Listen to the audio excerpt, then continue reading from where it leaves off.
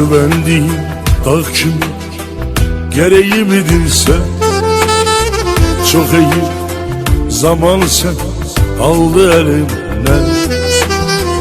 Canım idin, kanım idin, yüreğim idin sen. Felek seni obamla aldı elimden. Canım idin, kanım idin, yüreğim idin sen.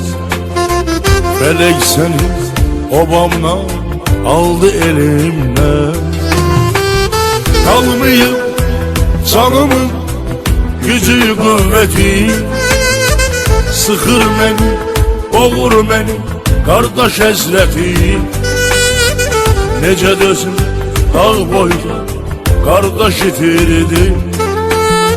Bence bundan o yana yoktu dehşeti.